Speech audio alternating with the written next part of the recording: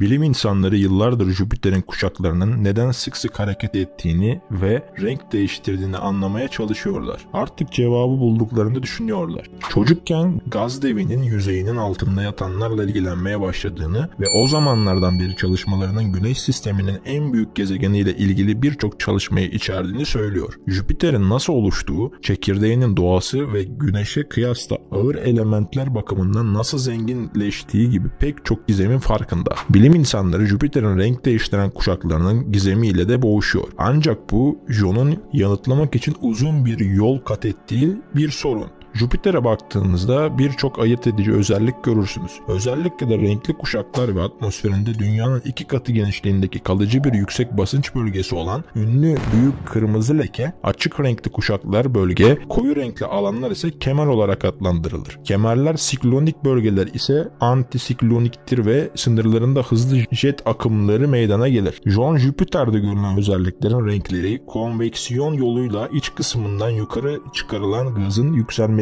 bir sonucu diye açıklıyor. Çizgili görünüm Jüpiter'de çok hızlı doğu batı rüzgarları olduğu için ortaya çıkıyor. Bu nedenle bu gazlar enlem çizgileri boyunca hızla yayılıyor. Başka bir deyişle güçlü rüzgarlar kuşakların oluşmasına yol açıyor ve bunun sonucunda renk şeritleri ortaya çıkıyor. Ancak asıl gizem kuşakların neden her 4 ila 5 yılda bir renk, boyut ve yer değiştirdiğinde yatıyor. İtalyan astronom Galileo'nun 17. yüzyılın başlarında gaz devini gözlemlemeye başlamasından bu yana dikkat çeken bu olgu Hubble Uzay Teleskobu'nun 2000'li yılların ortalarında Jüpiter'in kuşaklarını değiştirdiğini yüksek çözünürlüklü görüntülerle yakalamasıyla daha da netleşti. O dönemde Hubble'ın geniş alan ve gezegen kamerası 2, bölgelerin koyulaşarak kemerlere dönüştüğü ve kemerlerin açılarak bölgelere dönüştüğü renk değiştiren bulut kuşaklarının tamamını yakaladı. Bu durum ilginç sorular ortaya çıkarıyor diyor John. Doğu batı rüzgarları neden bu kadar güçlü, enlem değiştikçe neden yönleri değişiyor ve çizgiler neden zamanla görünümlerini değiştiriyor? Rüzgarlar oldukça istikrarlı ve enlem konumları da son derece sabittir. Konveksiyon zaman zaman çok güçlüdür ve aşağıdan farklı gazlar getirir. Bazen nispeten zayıflar ve kuşakların görünümü pek değişmez. Bu nedenle güçlü konveksiyon dönemleri Jüpiter gözlemcileri tarafından küresel çalkantılar olarak adlandırılır. Bunların neden meydana geldiğini John tarafından yapılan yeni bir araştırmanın konusu oldu.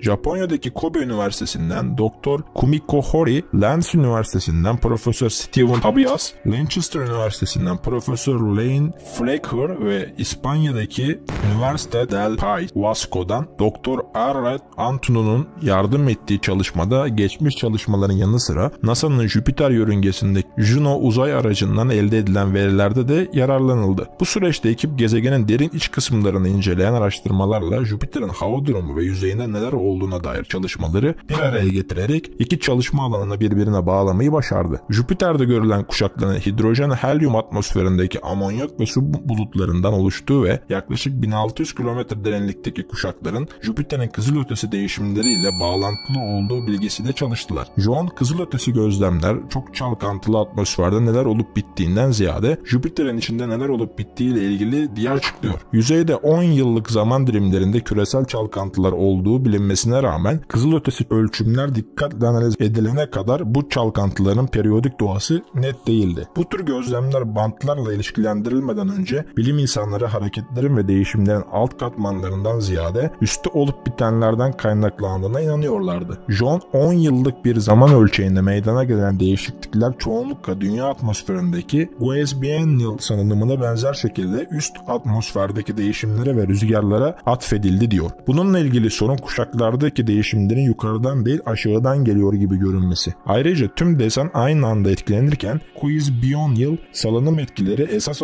olarak sadece ekvatorda görülüyor. Çalışmayı daha da ileri götürmek için ekip Juno'dan gelen verileri dikkatle inceledi. Uzay aracı 2011 yılında Cape Canaveral'dan fırlatıldı ve 2016 yılında Jüpiter'in kutupsal yörüngesine girdi. Amacı gezegenin kökenini ve evrimini anlamak, katı bir gezegen çekirdeğini aramak, derin atmosferdeki su ve amonyağı ölçmek, auroraları gözlemlemek ve John'un çalışması için çok önemli olan Jüpiter'in manyetik alanını haritalamak. Juno'nun görevi sadece 7 yıl olarak planlanmıştı. Ancak bilim aşaması 2025'e kadar uzatılarak bu sürenin ötesine geçildi. Jüpiter'in manyetik alanı hakkında bu kadar çok veri toplayan ekip, gaz devinin kuşaklarındaki değişimleri manyetik alanındaki değişimlerle ilişkilendirerek hesaplayabildi. Üzerinde çalışacak çok fazla bilgi olduğu için ekibin bir atılım yapmasını sağladı. Kızılötesi değişimlerin Jüpiter'in iç kısmının derinliklerinde gezegenin manyetik alanı tarafından üretilen dalgalardan kaynaklanabileceğini gösterebildiler. John, Jüpiter'in manyetik alanının şekli Juno tarafından gerçekten doğru bir şekilde haritalandırıldı ve artık onu neredeyse dünyanın manyetik alanını bildiğimiz kadar iyi biliyoruz diye açıklıyor. Bu sayede manyetik dalgalardan beklenen periyotları hesaplayabildik ve bu periyotların kızılötesi gözlemlerde görülenlerle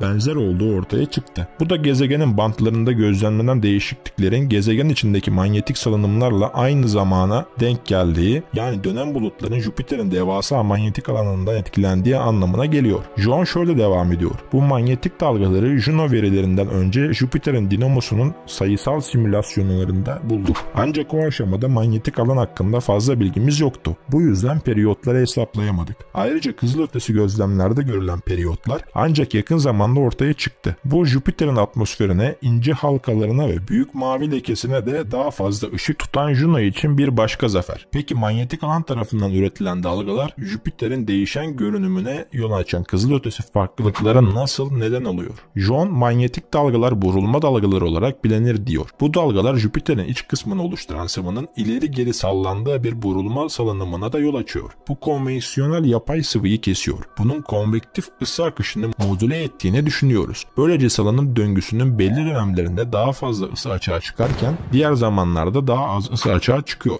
Bu davranış laboratuvar deneylerinde görüldü. Ancak gezegensel koşullarda nasıl işlediği henüz tam olarak anlaşılamadı. Bunun doğrulanacağı düşünüyorum ancak bu konuda daha fazla çalışmaya yapılması gerekiyor. Sonuçlar ise fark edilebilir değişiklikler. Kızılötesi parlaklık modelinde periyodik değişimler var diye devam ediyor John. Antonovo'nun kızılötesi yoğunluğunun zaman içinde nasıl değiştiğine dair güzel resimleri var. Periyotlar enleme göre değişiyor ki bu da bizim teorimizde beklenen bir şey. Yüzeydeki kuşaklar da değişiyor ama kızılötesinde görünen net periyodik davranışı göstermiyorlar. Bunun nedeninin yüzeye yakın güçlü türbülansın aşağıdan gelen sinyali bozması olduğunu düşünüyoruz. Bu nedenle yüzeyde gördüğümüz daha derinlerde neler olup bittiğinin oldukça parazitli bir görüntüsü. John'un işi henüz bitmedi. Hori'nin dediği gibi belirsizlikler ve sorular devam ediyor. Şu anki gizem bulut aerosol reaksiyonlarının karmaşık dinamiklerini yansıtan burulma salınımının gözlemlenen kızılötesi değişimleri tam olarak nasıl ürettiği diye ekliyor. Jüpiter'in manyetik alanının ayrıntılı olarak gözlemlenebilmesi bilim insanlarına önemli bir yol kat etme imkanı sağlamış olsa da ekip daha yapılacak çok iş olduğunu farkında. John, bahsettiğim gibi manyetik alan gözlemleri burulma salınımını doğrudan tespit etmek için kullanılabilir ve kızılötesi gözlemler genişletilebilir diyor. Ancak teorik açıdan iki konuda çok daha fazla çalışma yapılabilir. Birincisi, salınımın ısı taşınımını nasıl etkilediği ki bu şu anda tam olarak anlaşılamamış durumda. Bir diğer önemli konu ise iç kısımdaki tabakalaşmış olası kararlı katmanların burulma salınımlarını nasıl etkileyebileceği. Bu kararlı katmanların Jüpiter'de var olduğu varsayılıyor ve burulma salınımlarının gerçekten orada olup olmadıklarını daha fazla ışık tutabilir. Gezegenin ekvatorunda doğuya doğru hareket eden belirli bir yoğun manyetik alan olan büyük mavi nokta üzerinde de daha fazla çalışma yapılacak. Juno'nun verileri hareketin yavaşladığını gösteriyor ve John'a göre bunun bir salınımın başlangıcına işaret etme ihtimali var. Tersine dönüp batıya doğru hareket etme ihtimali de var. Ekibimizin bunları izleyeceğinden emin olabilirsiniz. John sözleri, Juno'dan gelen en son veriler bize büyük mavi leke hakkında daha iyi bir fikir veriyor. Bu lekenin ne kadar süredir var olduğu, güçlenip güçlenmediği ve şeklini değiştirip değiştirmeyeceği gibi sorular gündemin üst sıralarında yer alıyor. Jüpiter'de yapılacak daha pek çok heyecan verici çalışma var diyerek noktalıyor. Yüzeydeki kuşaklarda değişiyor ama kızılötesinde görülen net periyodik davranışı göstermiyorlar.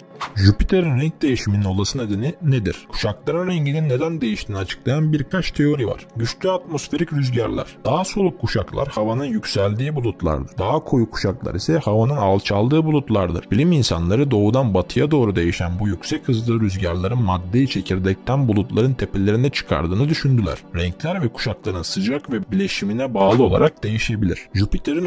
Jüpiter'in uydularının kuşakları etkileyebileceğine ve dolayısıyla gaz devinin atmosferik konveksiyon hücrelerini yukarıdan çekerek renklerini değiştirebileceğine dair bir düşünce de mevcut. Ancak kuşaklardaki değişimler yukarıdan ziyade aşağıdan geliyor gibi görünüyor. Bu durumda uyduların düşünüldüğünden daha az bir etkiye sahip olması muhtemel. Jüpiter'in manyetik alanı. En son olası açıklama Jüpiter'in derinliklerindeki manyetik alanındaki değişimlerin kızılötesi değişimlere ve gizemli renk değişimlerine neden olduğu. Manyetik alan tarafından üretilen dalga benzeri hareketlerin kızılötesi değişim periyodu ile ilişkili olduğu görülüyor. Ancak bunun tam olarak nasıl çalıştığını belirlemek için daha fazla çalışma yapılması gerekiyor.